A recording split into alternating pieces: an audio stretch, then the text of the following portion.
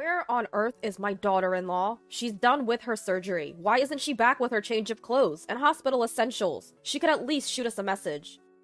As my husband speaks, I hear my daughter-in-law yelling in the background, but it's already too late. Mom-in-law, I'll get my underwear and other stuff at the hospital gift shop. Please, don't go through my drawers.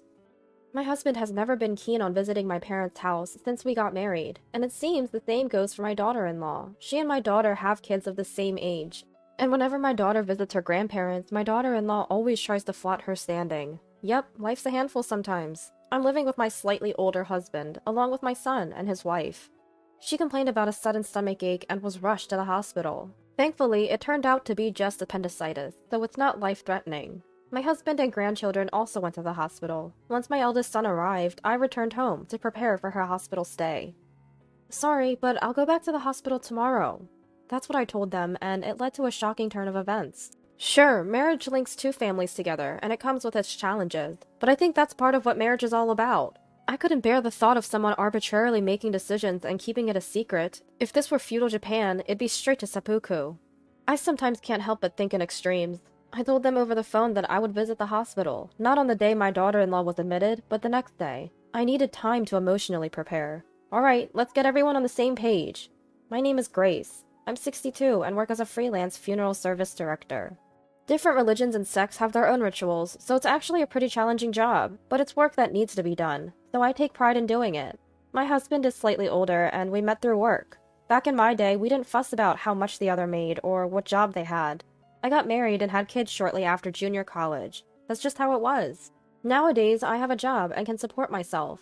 I even find myself wondering, is marriage really necessary unless you're with someone special? My husband is a bona fide baby boomer. He thinks our generation has significantly impacted American culture and society. Maybe that's why he never helps around the house. Today, guys who can cook are popular, but not him. Even when taking care of his parents, he never helped, not even with encouraging words. So I was planning on divorcing him after his parents passed away. But we've spent so many years together, it's not that easy to just cut him off. My husband has retired from work and is now leading a relaxed life. It seems that he's become more mellow because of it. That's what I thought until my daughter-in-law came into the picture. Though he doesn't have many hobbies, he wanted to keep active and extend his vibrant years, as he put it. So he started going to the library. He claims that reading stimulates the brain and that walking around looking for various genres of books also strengthens his legs. But it seems like the only books he actually borrowed were at the beginning. I can only picture him nodding off in the library chairs. Moreover, he never helps with household chores, so juggling that with my job was quite tough. But things got easier when my son and daughter-in-law moved in with us. She's a homemaker, and I'm truly grateful that she helps around the house. My son and daughter-in-law got married 3 years ago and have a 2-year-old boy. The grandchild is adorable, and I can't help but spoil him, much to my own detriment. Despite minor issues, I thought these days would last a long time. I have a daughter. She's 2 years younger than my eldest son. She's the same age as my daughter-in-law, and they gave birth around the same time. My daughter lives nearby and visits often. Maybe that's why they always try to show off their own standing. It's like they're competing to prove whose child is cuter. Ah, you're visiting again? Is it bad to visit my own parents? That's not what I'm saying. Awkward silence falls. Look, the grandchildren are playing together nicely. Isn't that enough? Well, I plan to enroll mine in preschool next year. Preschool? What's that? Coincidentally, we're also planning to send ours. You too? Isn't it too early for preschool? Mom, please keep quiet. Starting at 3 is already late, you know. Exactly! Haha. It turns into this atmosphere every time. My daughter-in-law walks into the room without making any tea. But if preschool starts at 3, my daughter probably won't visit as often. And my daughter-in-law will probably go out more often, so I felt a bit relieved. However, my daughter soon drops a bombshell. Hey, Mom, doesn't that kid look nothing like Jack? She says, observing my eldest son's child intently. Really? They say kids look like various relatives when they're young. At that time, I didn't take my daughter's words seriously. After all, even among grandchildren, I can't help but find the one my daughter gave birth to more adorable. Maybe that's why my daughter-in-law gets in a bad mood when my daughter visits, and that sour mood impacts me. My eldest son and his wife got married through a friend's introduction. By the time they both crossed 35, they were getting anxious, and a friend introduced them. It seems my daughter-in-law had the same motivations. They moved in together because my son's work was conveniently located, and they wanted to have a child soon after getting married. The following year, they had a child, and she became a homemaker. Very much the diligent, perfectionist, middle-aged person. I heard she used to be a wedding planner, quite the opposite of me. She resigned because she wanted to focus on parenting. My daughter-in-law apparently plans to return to work once the kids are a bit older. She once told me she never compromises on housework. During her long years of being single, she learned all about chores and cooking. Every month, she decorates the house with seasonal flowers and is picky about the ingredients she uses. For holidays like Easter, Halloween, and Christmas, she goes all out with decorations. She's a great cook, and her cleaning is impeccable. On the flip side, ever since she moved in, she won't let me lift a finger. "You've been working, mother-in-law, you should rest." "It's no big deal, really. This is my job after all," she'd say, not even letting me clean up after meals. She's even rearranged the flow of household chores in various setups. Apparently, she's switched the contents of the drawers too. She's labeled everything so you know exactly where things are at a glance. My aging husband loves the changes, but it's left me feeling like this isn't my home anymore. "Mother-in-law, you put the towels in the wrong place again." Old habits. Sorry about that." I'm constantly being corrected. I just wish she'd consult me before making changes around the house. My husband is from the baby boomer generation. People say that they like to go with the flow and follow trends, but he's not like that. My husband is pretty indifferent and doesn't like being part of a group. He's not one to follow trends either. Maybe that's why he's always been reluctant to interact with my family. It's been that way since we got married. While we often hear about living in an era where people could live to 100, studies show that men typically live to about 76 and women to about 81. My dad passed away from illness 2 years ago. He lived a bit longer than the average life expectancy, making it to 78. My mom now lives with my sister, who is 3 years younger than me. One day, my husband randomly asked, "Is your mom still, healthy?" "Yes, she just has high blood pressure at the moment. Otherwise, she's fine." The average lifespan for American women is around 81, you know." "So what?" "How old are you now, mother-in-law?" "I'm 81. What's your point?" "You better warn her to be careful then."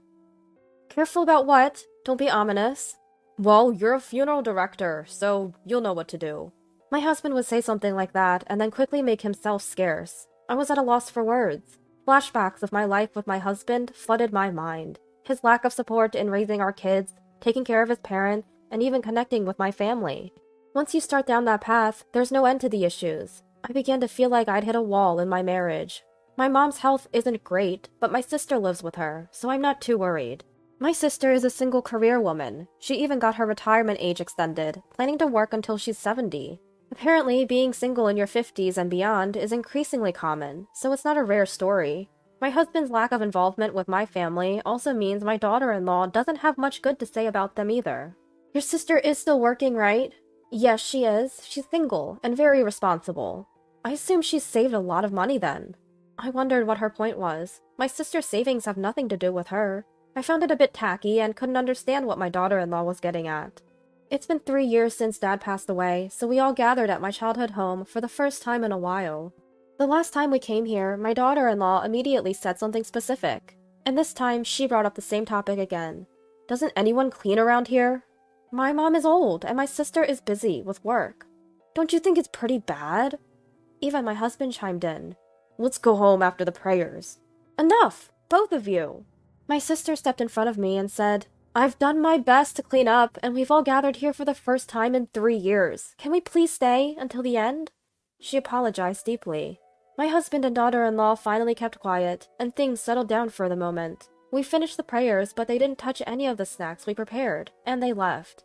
My eldest son and I felt bad for my mom and sister. When we apologized to them, they told us not to worry, which was a relief. I decided then and there not to invite my husband and daughter-in-law to my family's home anymore.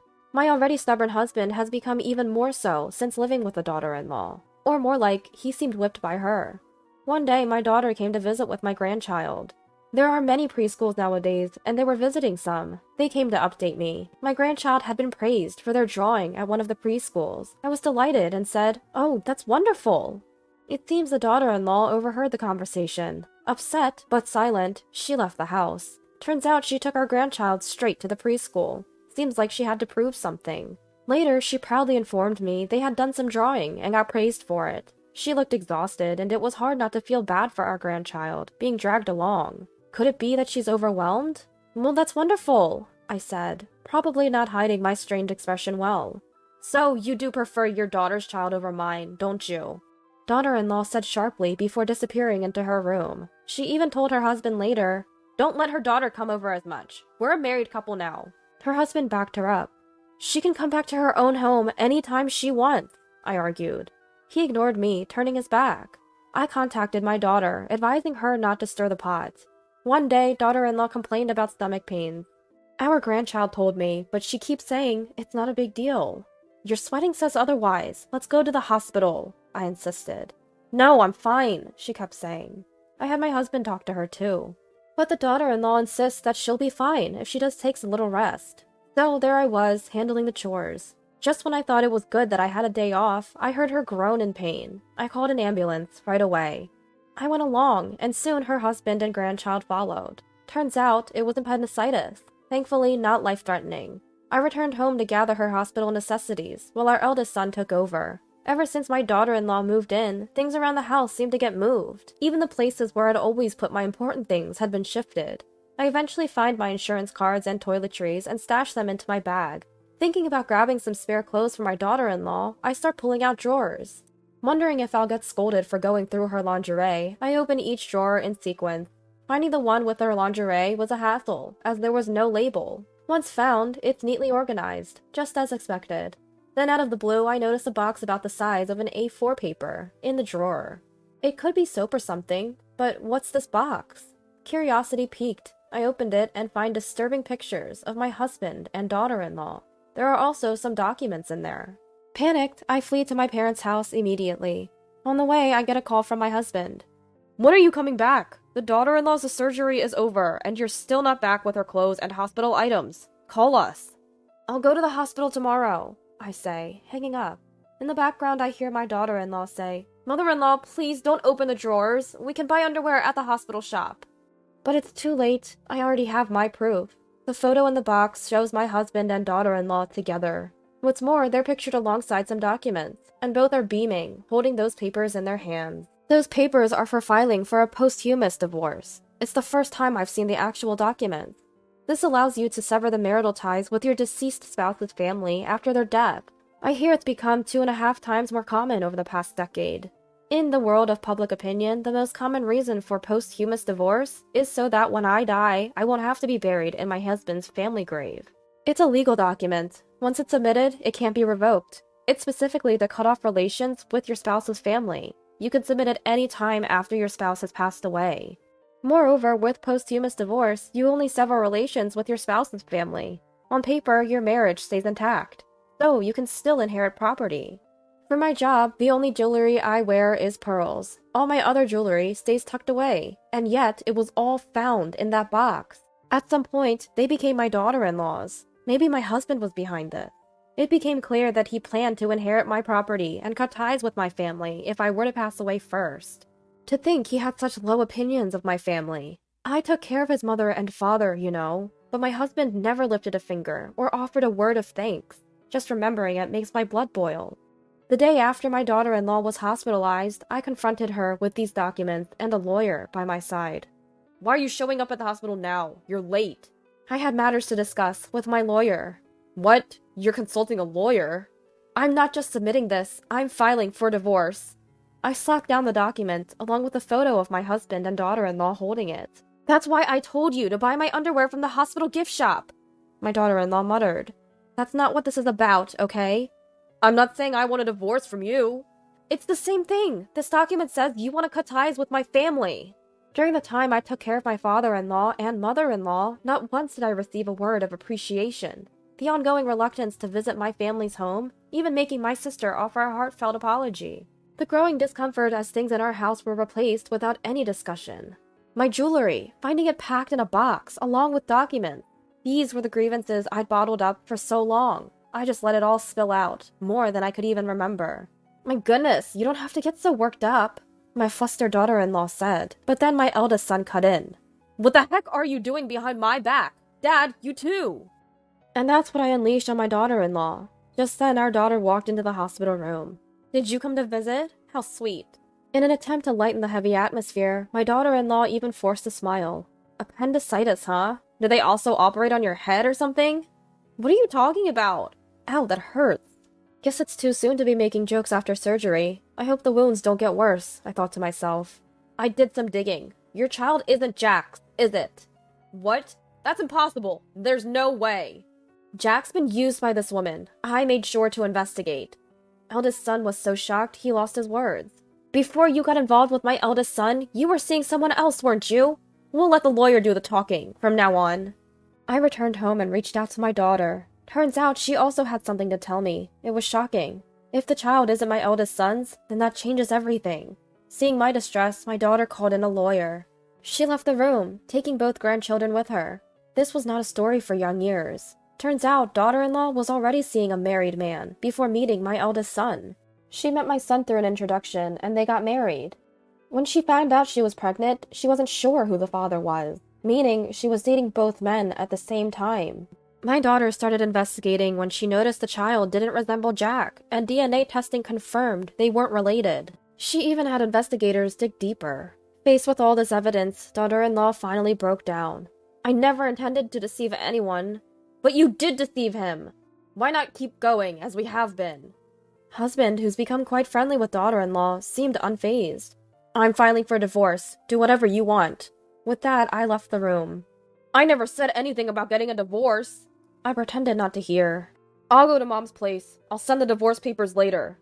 How could you? I thought we were truly happy. Hearing this, daughter-in-law broke down again. She couldn't keep up the facade of a perfect life any longer. A concerned nurse rushed in. Is the wound hurting? Are you okay? And that's when the kind nurse said, It's not the physical wound that hurts, I thought to myself. Husband reluctantly filled out the divorce papers. He can't do housework to save his life. Daughter-in-law can't go back to her parents' home because she deceived my eldest son into having a child. I'd heard she even talked to a married man she used to date, but he paid her no mind and she's not receiving any child support. Probably that married man is dating another single woman by now. Life's tough just relying on my husband's retirement benefits. Preschool seems like a distant dream. My daughter-in-law is apparently going back to her job as a wedding planner, but juggling that and childcare is tough. Moreover, she still refuses to sign the divorce papers with my eldest son. She probably thinks he'll come back to care for my husband when the time comes.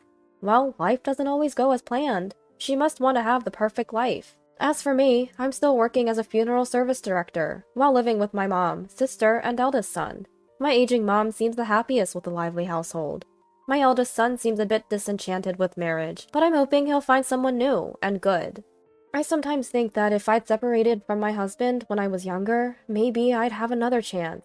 Planning to make up for lost time by being dutiful to my parents. I'm also talking about maybe going on a trip with my sister, who I've troubled in the past.